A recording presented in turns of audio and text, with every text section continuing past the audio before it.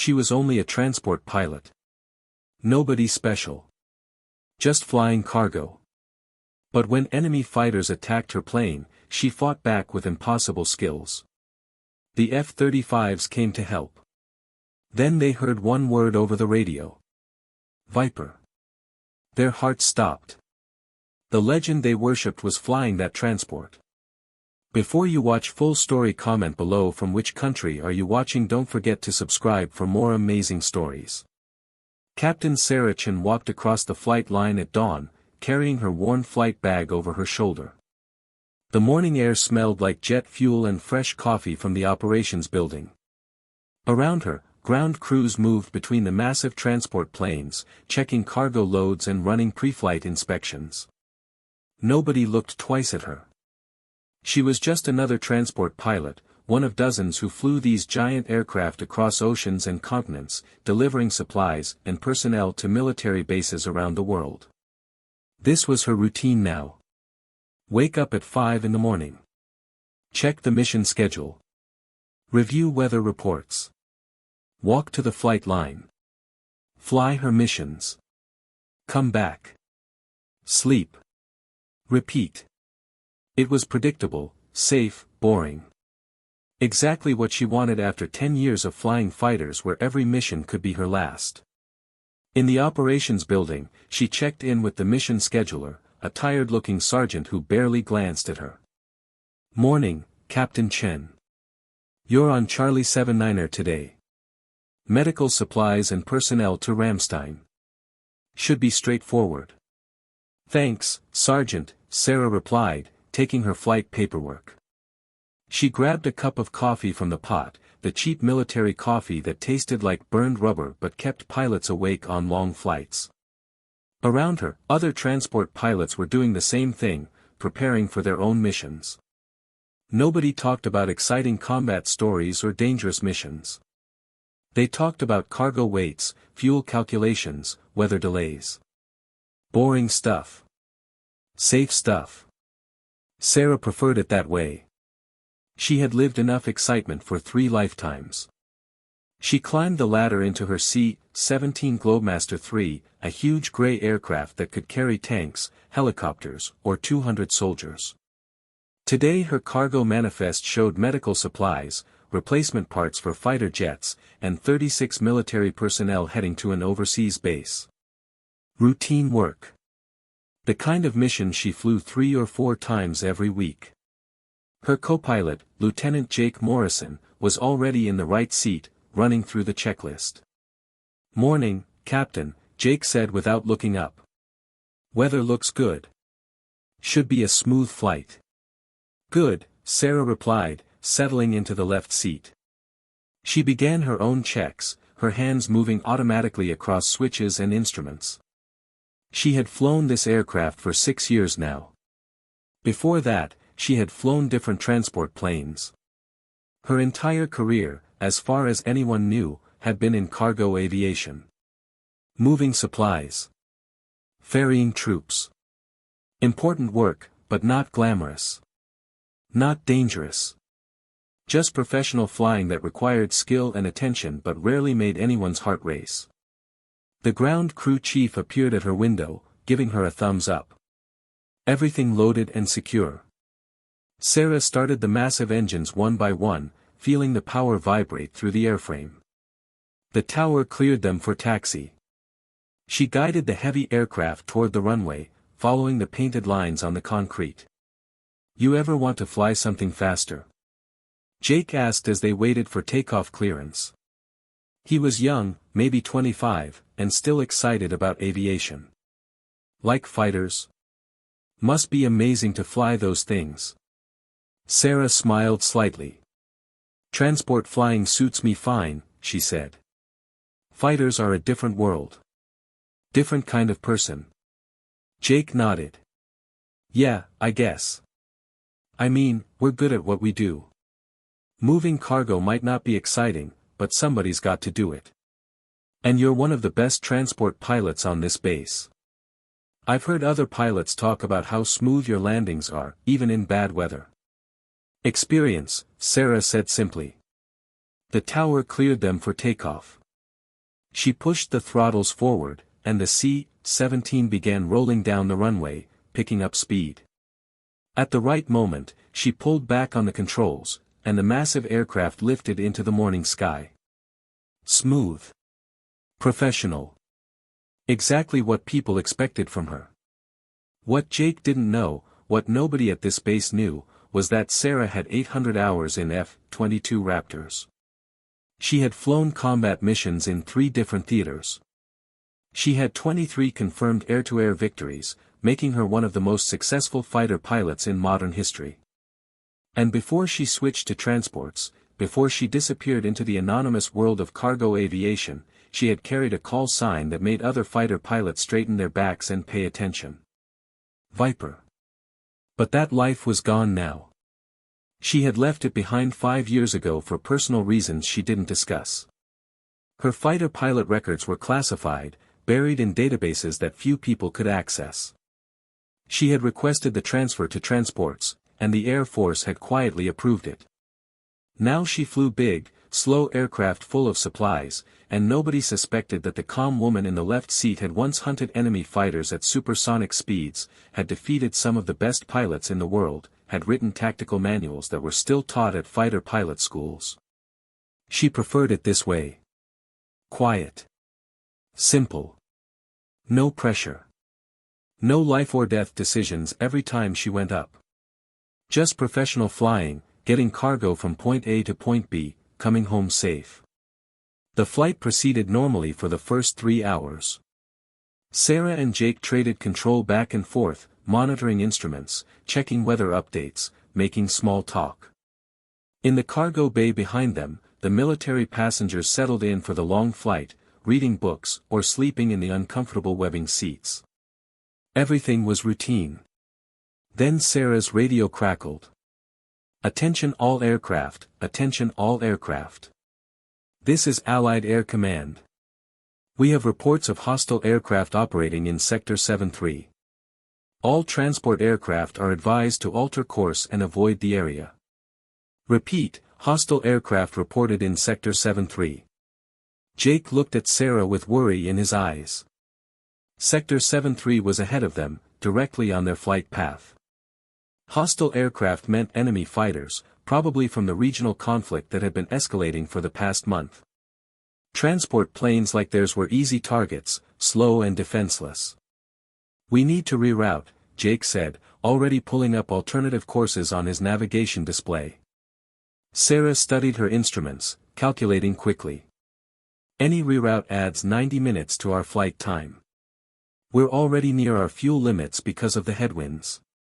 We'd have to divert to an alternate base, dump cargo, refuel. Better than getting shot down, Jake replied. Before Sarah could respond, her threat warning system suddenly screamed to life. Radar lock. Something was tracking them. She looked at her defensive systems display and felt ice form in her stomach. 2 contacts, closing fast from their 6 o'clock position. High speed. Fighter aircraft. We've got company, Sarah said, her voice absolutely calm despite the situation. 2 fighters behind us, closing range. Jake's face went pale. What do we do? We're not armed. We're a cargo plane. We can't fight. The radio crackled again, but this time the voice was different, harsh, speaking English with a heavy accent. Transport aircraft, you are in restricted airspace. Turn back immediately or you will be fired upon. Sarah recognized the voice pattern, the phrasing. Hostile forces trying to control this region, trying to prevent supply flights from reaching friendly bases. They were serious. And her aircraft, loaded with personnel and supplies, had just become a target. This is Air Force Transport Charlie 79er, Sarah transmitted back. We are in international airspace on a legitimate flight plan. We have no hostile intent. Turn back now, the voice responded. This is your final warning. Sarah's mind raced. She glanced at her threat display. The 2 fighters were 20 miles behind them now, closing. Based on their radar signatures and speed, probably Su-35s, advanced Russian-built fighters with excellent weapons systems. Against her unarmed, slow transport, they had every advantage. Jake was breathing fast, his hands gripping the controls. "Captain, we need to turn around. We can't fight them." Something changed in Sarah's expression. Her eyes hardened. Her jaw set. Suddenly she wasn't just a transport pilot anymore. Something older, deeper, more dangerous surfaced in her mind. Fighter pilot instincts. Combat experience. The tactical awareness that had kept her alive through dozens of dogfights. "No," she said quietly. "We're not turning back. Those supplies are critical. Those personnel need to reach their base. And these hostile fighters don't get to dictate where American aircraft fly." "But Captain." "Jake, listen to me carefully," Sarah said, her voice taking on a tone he had never heard before. "Absolute authority. Combat commander. I need you to trust me right now. Can you do that?" He stared at her, confused, but nodded. "Good. When I tell you, I need you to pull the circuit breakers for the autopilot and the flight director. Manual control only. Then strap in tight and hold on." "What are you going to do?" "Something they won't expect." The threat warning screamed again. Missile lock. One of the hostile fighters had just armed weapons. They were 8 seconds from firing. Sarah's hands moved across her controls with sudden precision and speed. She shut down 2 of her 4 engines, reducing her radar signature and heat signature. Then she pushed the control column forward, putting the massive C-17 into a dive. Not a gentle descent. A steep, aggressive dive that no cargo pilot would ever attempt with a loaded aircraft. Jake grabbed his armrests as the nose pitched down. "What are you doing?" "Getting into the weeds," Sarah replied. She was watching her altitude indicator, counting down. 12,000 feet. 10,000. 8,000. The ground was rushing up toward them, and she was still diving, still accelerating. The airframe groaned and shuddered. Warning lights flashed across her panel. The aircraft was exceeding normal operating parameters. Behind them, the hostile fighters must have been confused. Their target had suddenly changed behavior, diving hard toward the mountains below. Their missile lock broke as Sarah's reduced heat signature and the terrain clutter disrupted their targeting systems. At 4,000 feet, flying dangerously low over the mountain peaks, Sarah suddenly pulled hard on the controls. The C-17 groaned and shook as she brought the nose up, converting her downward speed into a violent climb. The G-forces pushed her back into her seat. In the cargo bay, passengers were screaming, held in place only by their safety restraints. She rolled the aircraft 30 degrees left, then back to the right, threading between 2 mountain peaks that rose like teeth from the ground. The hostile fighters, flying much faster, overshot her position, their pilots caught off guard by the transport plane's impossible maneuvers. "How are you doing this?" Jake shouted over the roar of the engines and the screaming warning systems. Sarah didn't answer. She was flying purely on instinct now, combat instinct, fighter pilot instinct. She knew how enemy pilots thought. She knew their tactics. She knew that the Su-35 pilots behind her were good, well-trained, but they were expecting a scared transport pilot to run or surrender. They weren't expecting a fight. She dove again, this time into a narrow valley, flying barely 200 feet above the ground at 300 knots. Trees and rocks blurred past her windows. The hostile fighters had to climb to avoid the terrain, losing sight of her for precious seconds. Her radio crackled. A different voice this time, professional, American. "Unidentified transport aircraft, this is Venom Flight, 2 F-35s responding to your distress call. What is your situation?" Relief flooded through Sarah. F-35s. 5th-generation stealth fighters. The cavalry had arrived. But she was still in immediate danger, still being hunted by the Su-35s.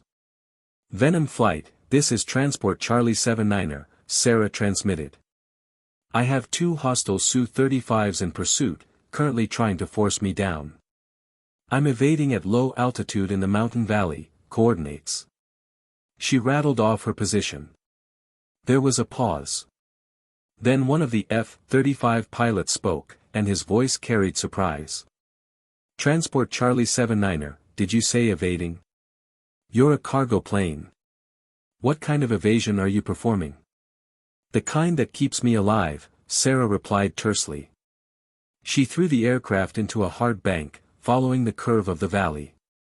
Her threat warning screamed again. One of the Su-35s had found her, was diving toward her position. We're 2 minutes out, the F-35 pilot said. Can you maintain evasion? Affirmative, Sarah said. She pulled up sharply, clearing a ridge line by less than 50 feet, then dove back down into another valley on the other side. The Su-35 fired, and she saw the missile trail streak past her right wing, missing by less than 100 yards. They're shooting at us. Jake yelled. I noticed, Sarah said grimly. She rolled the aircraft again, an impossible maneuver for a transport plane, using a boulder-covered hillside to break the missile's tracking. The weapon impacted the ground behind them, exploding in a ball of orange fire. On board the lead F-35, Captain Marcus "Blade" Johnson was pushing his fighter to maximum speed, trying to reach the beleaguered transport. His wingman, Captain Lisa "Torch" Martinez, flew beside him. Both of them were elite fighter pilots, veterans with hundreds of hours in the F-35, comfortable with complex combat situations. But what they were hearing on the radio didn't make sense. Blade, is that transport pilot actually dogfighting with Su-35s? Torch asked over their private channel. That's what it sounds like, Blade replied. But that's impossible. Transport pilots don't have that training. They don't have those skills. Well, someone should tell that to Charlie 79er, because they're definitely doing something right. Those Su-35s haven't killed them yet. Blade checked his tactical display. The transport's transponder showed it weaving through the mountains at low altitude, performing maneuvers that would be aggressive for a fighter, let alone a cargo plane. The 2 hostile Su-35s were chasing, but the transport kept evading, kept surviving. Charlie 79er, Venom 1, Blade transmitted. We need some additional information for our tactical response. What's your pilot qualification? Who's flying that aircraft? Sarah hesitated. She knew what he was asking. He needed to know if she was just lucky or if she actually knew what she was doing. He needed to know if he was trying to save a panicking cargo pilot or something else. The Su-35s were coordinating now, splitting up to attack from different angles. Sarah could see their strategy, could predict their moves. She had fought against Russian tactics before, had studied their doctrine, had defeated their aircraft in combat. But those fights had been in an F-22, a fighter plane built for air-to-air combat. Now she was in a massive transport, slow and heavy, with no weapons. Still, the principles were the same. Energy management. Position awareness. Using the terrain. Making the enemy commit to bad decisions.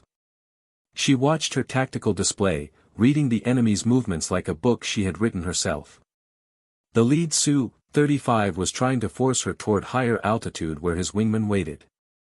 Classic pincer movement. They wanted her in open sky where a transport plane had no chance. But she had seen this exact tactic 12 years ago over the Pacific, and she had defeated it then. She could defeat it now. Jake, I need you to do something for me, Sarah said, her voice steady despite the chaos. In the cargo bay, there are emergency flares. I need you to go back there and prepare to deploy them manually on my command. The cargo bay? Captain, I can't leave the cockpit during combat. We're not in combat. We're in survival. And I need those flares. Trust me. Jake unbuckled and stumbled toward the back, grabbing handholds as Sarah threw the aircraft into another hard turn. The passengers stared at him with terrified eyes, many of them crying, praying, holding on to their seats as the massive plane twisted and dove like it was never designed to do. Meanwhile, in his F-35 cockpit, Blade was running calculations. 2 minutes to intercept. Maybe 90 seconds if he pushed his engine to maximum. But would the transport last that long? He had watched cargo planes before, had escorted them on dangerous missions. They were tough, reliable aircraft, but they weren't fighters. They couldn't dogfight. They couldn't evade advanced enemy aircraft. Except this one was doing exactly that. "Torch, are you seeing this?" he asked his wingman. "I'm seeing it, but I don't believe it," Torch replied. She was studying the transport's flight path on her tactical display. "That pilot just pulled a displacement roll. In AC-17. That's a fighter maneuver. That shouldn't be possible with a cargo plane." "Nothing about this makes sense," Blade agreed. He pushed his throttle forward, accelerating toward the combat zone.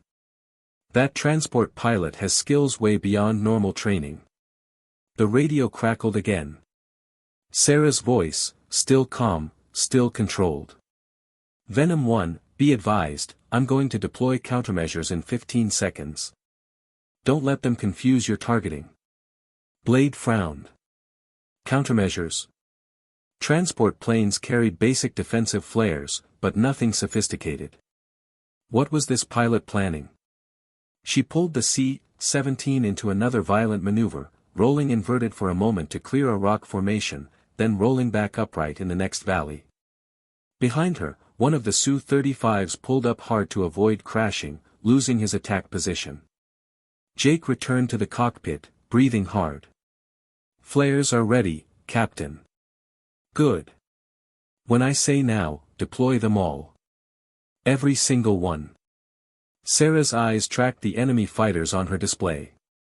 The lead Su-35 was diving toward her again, missile locked, ready to fire. She waited, counting seconds in her head. 3, 2, 1. Now. Jake hit the manual release. Dozens of bright flares erupted from the C-17's defensive systems, filling the sky behind them with burning magnesium. The heat signatures confused the enemy missile's tracking system. The weapon veered off course, chasing a flare instead of the transport, exploding harmlessly 200 feet away. But the second Su-35 was smarter. His pilot didn't fire immediately. He was positioning for a gun run, planning to use his cannon instead of missiles. Sarah saw the tactic developing and knew she had maybe 10 seconds before he opened fire. She did something no transport pilot should ever attempt. She pulled the massive C-17 into a vertical climb, using every bit of power her 4 engines could generate. The aircraft shuddered and groaned, climbing almost straight up like a rocket.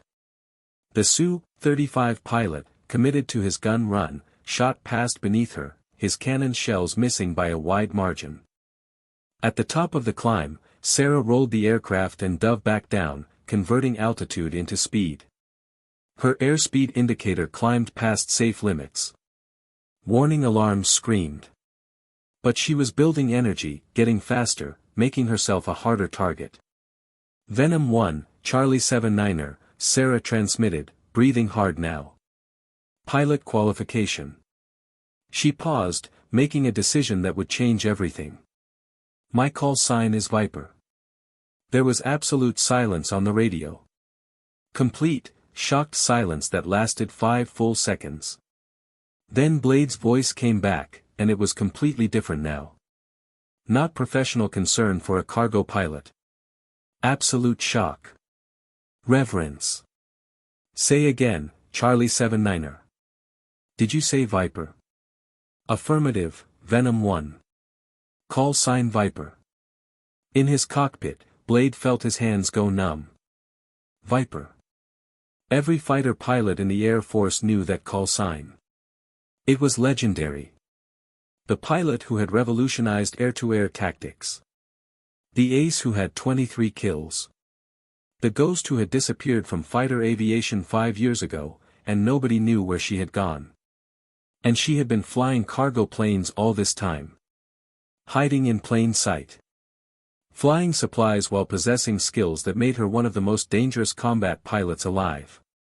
Torch, he said over the private channel, his voice shaking, the transport pilot is Viper. That's impossible, Torch replied. But even as she said it, she was checking her aircraft's database, accessing the classified files. And there it was. Captain Sarah Chen. Call sign, Viper. 23 confirmed kills. 3 distinguished flying crosses.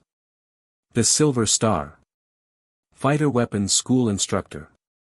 Author of the tactical manual that every F-35 pilot studied. Status, transferred to Air Mobility Command 5 years ago. Current assignment, transport pilot. Oh my God, Torch whispered. It's really her. Blade, we're escorting a legend. The Viper is flying that transport. Blade felt something shift in his chest.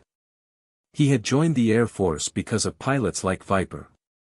He had read her combat reports, studied her tactics, dreamed of being half as good as she was. And now she was down there, fighting for her life in an unarmed cargo plane, using nothing but pure skill to survive against 2 advanced fighters. Viper, this is Venom 1, he transmitted, and he couldn't keep the awe out of his voice. Ma'am, your engagement manual saved my life in my first combat mission.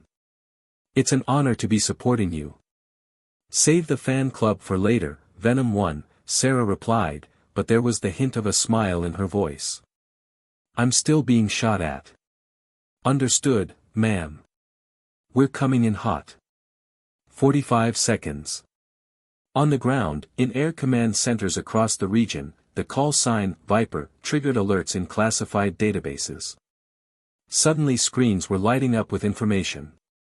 Sarah Chen's fighter pilot record, her combat history, her tactical innovations.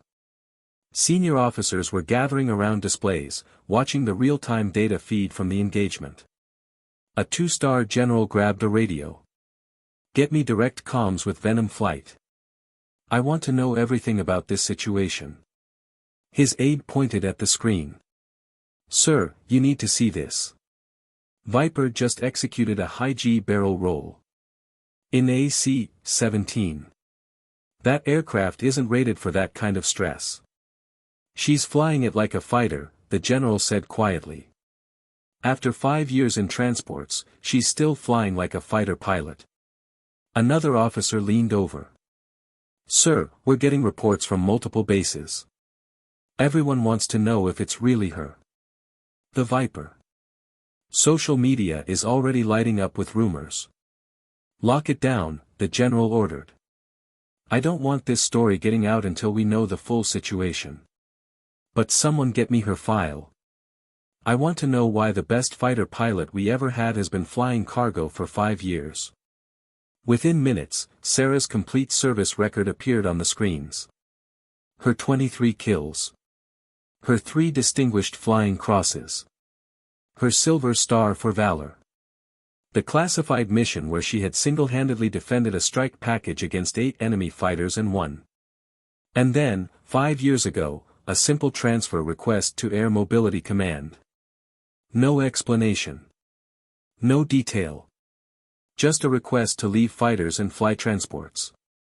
What would make someone walk away from that? The aide asked quietly. Something we can't understand unless we've been there, the general replied. He had flown combat himself, decades ago. He understood the weight, the pressure, the nightmares that came with killing other pilots. But whatever her reasons, she's proving today that you can't kill that kind of talent. It's in her blood. Viper, Venom 1, Blade transmitted, and his voice carried absolute respect now. We're 30 seconds out. Can you hold position? Negative, Venom 1, Sarah replied. She threw the aircraft into another hard turn, evading a burst of cannon fire from one of the Su-35s. I'm still being engaged. They're getting more aggressive. Understood. Maintain your evasion. We're coming in hot. Sarah dove into the narrowest valley yet, barely wider than her aircraft's wingspan. The rock walls blurred past on both sides. The Su-35 pilots, flying faster, couldn't follow her into such tight terrain. They had to pull up and around, giving her precious seconds. But she was running out of valley. Ahead, the terrain rose into a solid wall of rock. She had to climb, had to pull up, and when she did, she would be exposed, vulnerable. Venom Flight, I'm going to have to climb in 5 seconds, she transmitted. I'll be exposed when I do. We see you, Viper, Blade replied. We're in position. Execute your climb. We've got you. Sarah took a breath. Then she pulled back on the controls, bringing the C-17's nose up. The massive aircraft climbed, breaking out of the valley into open sky. Immediately her threat warning screamed. Both Su-35s had her locked, missiles ready to fire. But they never got the chance. 2 F-35 Lightning IIs appeared from nowhere, materializing out of the sky like ghosts. Stealth fighters, invisible to enemy radar until they wanted to be seen. Blade and Torch had positioned themselves perfectly, using their advanced sensors to track the Su-35s while remaining undetected. Fox 3, Blade called, firing an advanced air-to-air missile. Beside him, Torch did the same. The Su-35 pilots never knew what hit them. Their radar warning systems gave them perhaps 2 seconds of alert before the missiles impacted. Both hostile fighters exploded in mid-air, transformed into falling debris in an instant. Splash 2, Torch confirmed. Viper, you're clear. Hostile aircraft destroyed. Sarah leveled off, bringing the C-17 to stable flight. Her hands were steady on the controls, but her heart was pounding. Behind her, in the cargo bay, passengers were crying, praying, some of them vomiting from the violent maneuvers. Thank you, Venom Flight, Sarah transmitted. Viper, Venom 1, Blade said. We're going to escort you to your destination. Consider this a protective detail for the rest of your flight. Appreciated, Venom 1. The 2 F-35s took up positions on either side of her C-17, flying formation. Sarah could see them through her windows, sleek and deadly, the most advanced fighters in the world. Viper, I have to ask, Blade transmitted. What were you doing flying a transport? I mean, no disrespect, but you're a legend. Every fighter pilot knows your name. The tactics you developed are what we train on. And you've been flying cargo planes for 5 years. Sarah was quiet for a moment. Personal reasons, Venom 1. Needed a change. Needed something less intense. Well, ma'am, with all due respect, that was the most intense transport flight I've ever witnessed. You just dogfought 2 Su-35s in a cargo plane. And won. I didn't win, Sarah corrected. I survived until you arrived. There's a difference. You survived for 8 minutes against 2 advanced fighters while protecting your passengers and cargo, Torch interjected. Most fighter pilots couldn't have done that in their own aircraft. You did it in a transport. That's not just surviving. That's mastery. Jake, sitting in the co-pilot's seat, was staring at Sarah like he had never seen her before. You're Viper, he said quietly. The Viper. The pilot they tell stories about at flight school. Was Viper, Sarah corrected. Now I'm just a transport pilot. There's nothing just about what you did back there, Jake said. I've been flying with you for 6 months, and I never knew. Nobody knew. Sarah shrugged. I preferred it that way. The flight continued, escorted by the 2 F-35s. Word was spreading through military channels. The legendary Viper had been found, had been flying transports in secret, had just fought her way through an ambush. Within hours, it would be news throughout the Air Force. Sarah landed the C-17 at the destination base 3 hours later. The landing was smooth, professional, exactly what people expected from her. But when she taxied to the ramp, there were dozens of people waiting. Ground crews. Other pilots. Even the base commander. She shut down the engines and sat quietly for a moment. "Well," she said to Jake, "I guess my secret's out." "Why did you leave fighters?" Jake asked. "If you were that good, why give it up?" Sarah looked out at the crowd gathering around her aircraft. She was quiet for a long moment, and when she spoke, her voice carried weight that Jake had never heard before. "I lost someone," she said softly. "My wingman. Best friend. We were on a mission together, deep in enemy territory. He saved my life by drawing enemy fire. Took a missile meant for me. I watched him eject, watched his parachute deploy, but we were over hostile ground. By the time search and rescue could get there, it was too late." Jake didn't know what to say. "After that, every mission felt different," Sarah continued. "Every time I climbed into a fighter, I saw his face. Every tactical decision, I wondered if I was about to get someone else killed. The pressure became too much. I couldn't handle it anymore. So I requested a transfer. I thought if I flew transports, if I just moved cargo instead of fighting, maybe I could escape that weight." "Did it work?" Sarah shook her head slowly. "No. Because today it proved something I tried to deny for 5 years. I'm still a fighter pilot. That's who I am. Running away from it didn't change that. It just meant I was hiding." She stood up, gathered her flight bag, and walked to the door. Jake followed her. As they emerged from the aircraft, the waiting crowd burst into applause. Other pilots were saluting. The base commander stepped forward. "Captain Chen," he said formally. "Or should I say, Captain Viper. We're honored to have you here." Sarah saluted back. "Just doing my job, sir." "That's not what I heard from Venom Flight. They said you performed evasive maneuvers in AC-17 that shouldn't be possible. They said you survived against 2 Su-35s long enough for them to arrive. They said you saved everyone on board through superior tactical flying. I had good training, sir." The passengers were disembarking now, many of them still shaken from the violent maneuvers. A young sergeant approached Sarah, his face pale. "Ma'am, I just want to say, thank you. When those fighters attacked us, I thought we were dead. But what you did up there, you saved all of us." Sarah nodded. "You're welcome, Sergeant.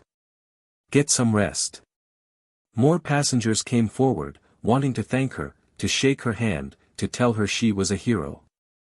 Sarah accepted their gratitude with quiet dignity, but Jake could see the discomfort in her eyes. She didn't want this attention. She never had. Blade and Torch had landed their F-35s at the same base and were walking across the ramp toward her. When they reached her, both of them came to attention and saluted. "Ma'am," Blade said. "It's an honor to meet you. Your tactical manual on high-aspect engagement is what saved my life in my first combat mission. Your theories on energy management changed how our entire squadron flies." Sarah returned the salute. "You did good work today, both of you. Perfect positioning, perfect timing. We learn from the best," Torch said. "From your playbook." "Ma'am, can I ask, why transports? With your skills, your record, you could have commanded any fighter squadron in the Air Force. Instead you've been flying cargo for 5 years. We all wondered what happened to you. The greatest fighter pilot of our generation just disappeared." Sarah looked at both of them. They were young, maybe late 20s, with that confidence that came from flying the most advanced fighters in the world. She remembered being that age, having that same confidence, thinking she was invincible. "I lost someone," Sarah said quietly. "My wingman. Captain Michael Torres. Call sign Hawk. We flew together for 3 years. He was like a brother to me. We were on a deep penetration mission, got jumped by 6 enemy fighters. Hawk deliberately drew them away from me, gave me a chance to escape. He took a missile saving my life. I watched him go down. Blade and Torch were silent, respectful. After that, every mission felt different, Sarah continued. Every time I strapped into a fighter, I wondered if I was making decisions that would get someone killed. The weight of it became too much. So I walked away. I thought I could find peace flying transports. No combat. No life or death decisions. Just routine flights. But today changed that, Torch said softly. Today reminded me of something, Sarah replied. I can't run from who I am. I'm a fighter pilot. That's in my blood. Hiding from it didn't make it go away. A reporter from the base public affairs office was taking photos. Sarah knew her quiet life was over. By tomorrow, the story would be everywhere. The legendary fighter pilot who had been hiding in transport aviation. The ace who had emerged from retirement to fight off enemy aircraft in a cargo plane. That night, in her quarters, Sarah sat alone. Her phone had 47 messages from old squadron mates, from commanders, from journalists. She ignored them all. Instead, she looked at a photograph she kept on her desk. A younger version of herself, standing in front of an F-22 Raptor, wearing a flight suit with Viper stitched above the pocket. She looked happy in that photo, confident, alive with purpose.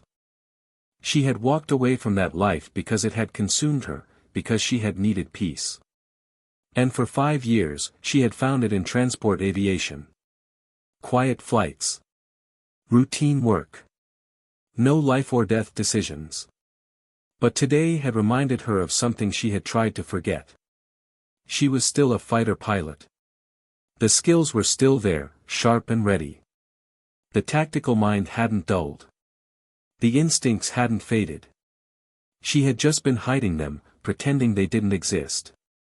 A knock on her door interrupted her thoughts. She opened it to find her squadron commander, Colonel Davis. Captain Chen, he said. May I come in? She stepped back, and he entered. He looked at the photo on her desk, then at her. You've been flying for me for 3 years, he said. And I never knew. The Air Force kept your records classified. They honored your request for privacy. But now everyone knows. Yes, sir. I have a question for you. Was today an isolated incident? Or does it change anything? Sarah was quiet for a long moment. I don't know, sir. Because I got a call an hour ago from Air Combat Command. They want you back. They're offering you command of an F-35 squadron. They said the Air Force needs pilots like you, especially now with tensions rising. I left fighters for a reason, sir. I know. But reasons change. Circumstances change. And you proved today that you're still one of the best combat pilots alive. He paused. I'm not going to pressure you. It's your decision. But think about it. After he left, Sarah stood by her window, looking out at the flight line. She could see her C-17 parked among the other transports. Reliable. Safe. Simple. But she could also see, at the other end of the ramp, a line of F-35s. Sleek. Powerful. Built for combat. The next morning, Jake found her in the operations building, filing her post-flight report. Hey, Captain, he said. I heard the rumor. They're offering you a fighter squadron. Word travels fast. Are you going to take it? Sarah looked at him. I spent 5 years trying to be someone else. Trying to forget what I was. But yesterday, when those Su-35s locked onto us, when I had 36 lives depending on me, something happened. I remembered who I am. Not who I was trying to be. Who I actually am. And who's that? A fighter pilot, Sarah said quietly. I'm a fighter pilot. That's what I'm built for. That's where I belong. Jake smiled. Then I think you have your answer. 3 months later, Lieutenant Colonel Sarah Viper Chen stood on the flight line at Nellis Air Force Base, looking at her new command. 12 F-35 Lightning II fighters, the most advanced aircraft in the world, and the pilots who flew them. Her squadron. Her responsibility. She had thought she could walk away from this life. She had thought she could find peace in the simplicity of transport aviation. But some people are built for the edge, for the challenge, for the absolute limit of what's possible. Some people are fighters, not because they want to be, but because that's who they are at their core. The call sign, Viper, was back. And the legend had returned to where she belonged, not in the quiet skies of cargo routes, but in the dangerous, beautiful, deadly arena of air combat where she had always been meant to fly. Her pilots gathered around her for their first briefing. Young faces, eager eyes, looking at her with respect and anticipation. She remembered being like them once, before the combat, before the kills, before the weight of command. Among them, she recognized a few faces. Lieutenant Amy Parker, who had written her a letter 2 years ago asking for career advice. Captain Marcus Reed, who had quoted her tactical manual in a published paper on modern air combat. Major Tom Sullivan, a veteran with his own combat experience, nodding at her with professional respect. "Listen up," she said, her voice carrying across the hangar. "You've all heard the stories. You know my record. But forget all that. Starting today, we're building something new. This squadron is going to set the standard for F-35 operations. We're going to push the envelope, develop new tactics, and be ready for whatever comes." One of the younger pilots raised his hand. "Ma'am, is it true what they say? That you fought off 2 Su-35s in a cargo plane?" Sarah smiled slightly. "It's true. And that experience taught me something important. It doesn't matter what aircraft you're flying. It doesn't matter what situation you're in. What matters is your training, your skill, and your refusal to quit." Those Su-35 pilots thought they had an easy target. They thought a transport pilot would panic, would surrender, would die. They were wrong. And anyone who underestimates this squadron will be wrong too. The pilots straightened up, energy and determination visible in their posture. "We train hard. We fly harder. And we never, ever give up. That's the Viper standard. That's what this squadron represents. Are you ready?" "Yes, ma'am," they shouted in unison. Major Sullivan stepped forward. "Ma'am, permission to speak?" "Go ahead, Major. I just want to say, on behalf of everyone here, we're honored to fly under your command. You're a legend. But more than that, you're proof that excellence doesn't fade.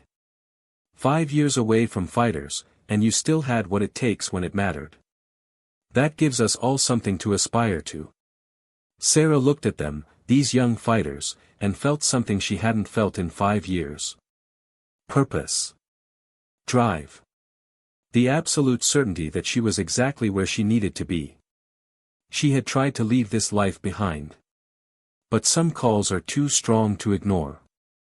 Some instincts run too deep. And some legends aren't meant to stay hidden. Viper was back. And the skies would never be the same.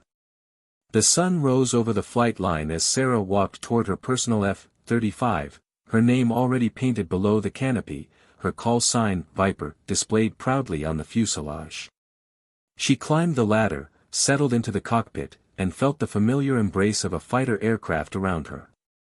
This was home. This was where she belonged. As she started the engine and felt the power respond to her touch, she smiled. For 5 years, she had been hiding. Pretending. Living half a life. No more. The transport pilot phase of her career was over. The legend had returned. And somewhere out there, enemy pilots were about to learn a hard lesson about underestimating anyone, especially a pilot named Viper who had proven, in the most dramatic way possible, that true excellence never fades, never dies, and never stays hidden forever. She released the brakes and taxied toward the runway, ready to reclaim the sky.